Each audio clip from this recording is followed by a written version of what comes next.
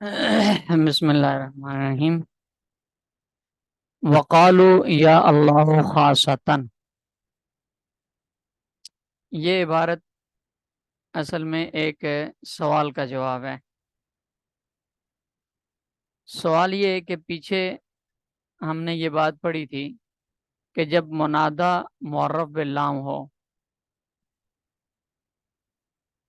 یہ کہ اذا نودی المعرف باللام قیلا یا ایھا الرجل یا ھذا الرجل یا ایھا ھذا الرجل، یہ بات یہاں بیان کی گئی تھی کہ جب منادہ معرف باللام ہو اور اس پر حرف ندا داخل کرنا ہو، اس کو منادہ بنانا ہو، تو ضروری ہے کہ معرف باللام اور حرف ندا کے درمیان ایھا، ھذا یا ایھا ھذا کا اضافہ کیا جائے، تاکہ الف لام اور یا حرف ندا جو کہ دونوں تعریف کے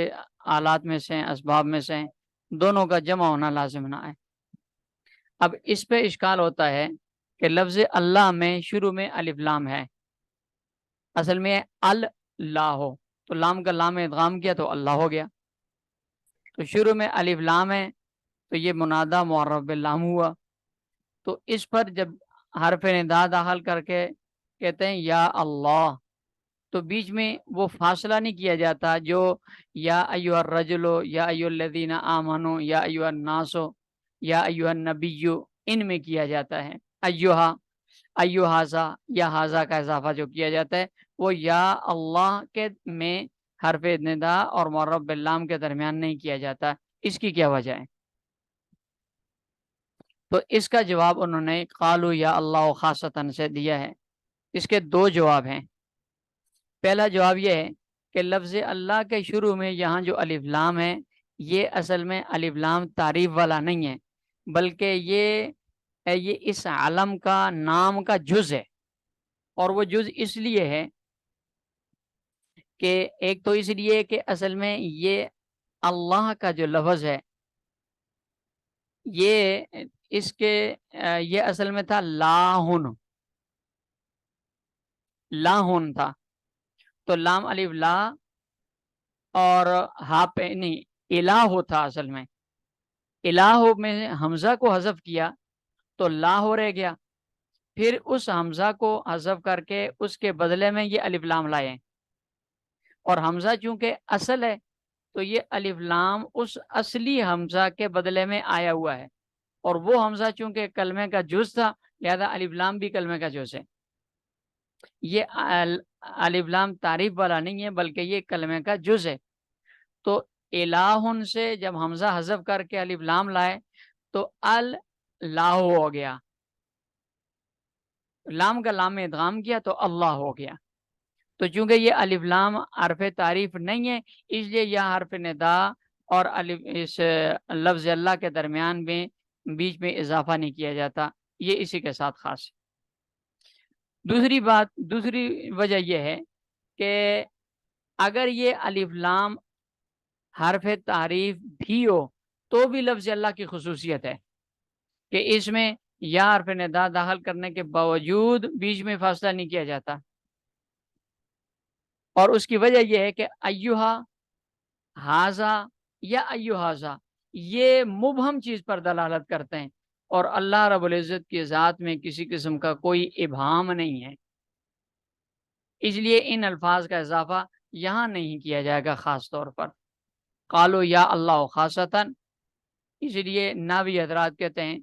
کہ لفظ اللہ پر حرف ندا داخل کریں گے تو بغیر فاصلے کے صرف یا اللہ کہا جائے گا خاصتاً، اور یہ اسی لفظ کے ساتھ خاص ہے۔ وَلَكَ فِي مِثْلِ یا تمیم تمیم عدی الضم والنصب،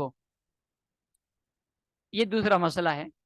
مسئلہ یہ ہے کہ اگر منادہ مکرر ہو، لفظاً مکرر ہو،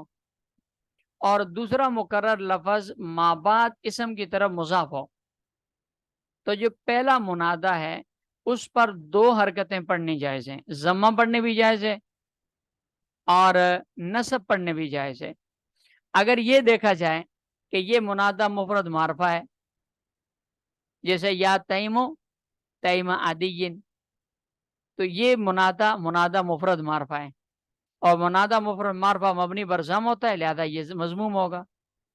اور اگر یہ دیکھا جائے کہ دوسرا جو تیمہ کا لفظ ہے یہ تو پہلے کے لیے تکرار ہے، تاکید ہے، اس لیے اس تاکید کو اگر بیچ میں ہٹائیں تو تیموں کا لفظ پہلے والا یہ عدیین کی طرف مضاف ہوگا، تو گویا یہ منادہ مضاف بھی بن گیا۔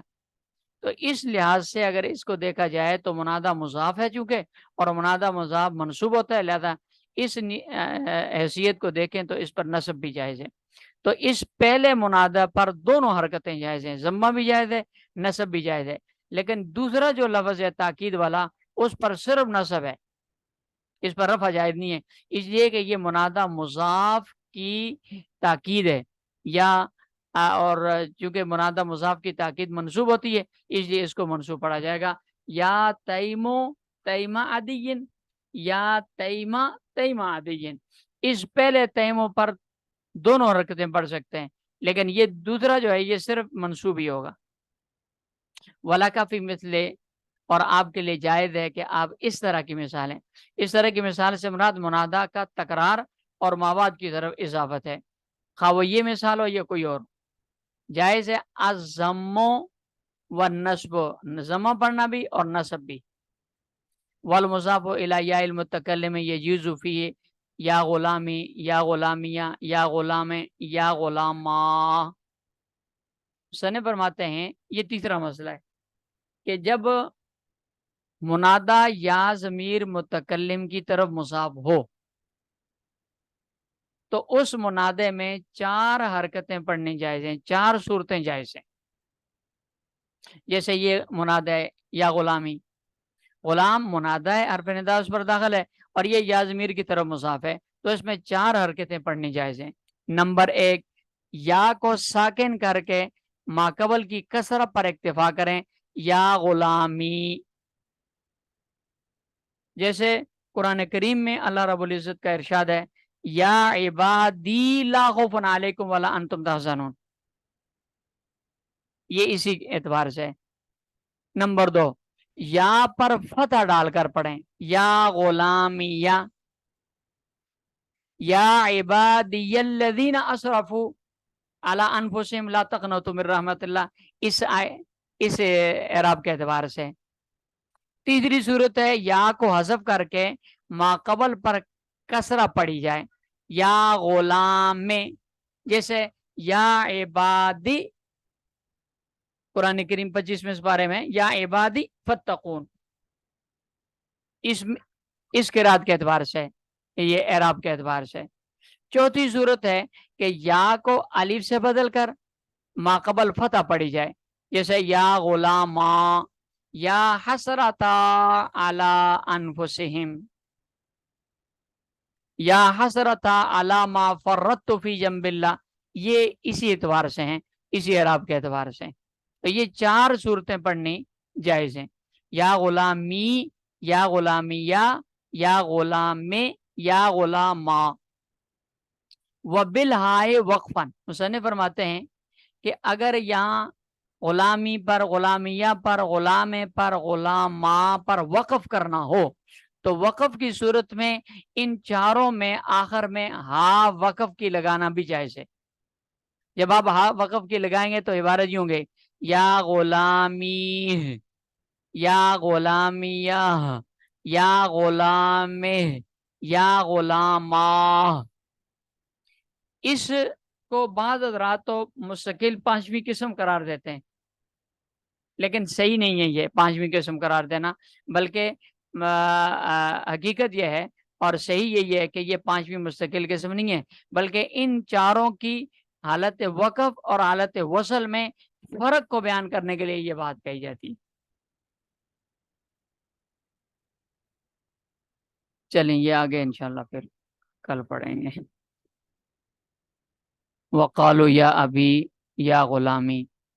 یہ انشاءاللہ کل پڑھیں گے۔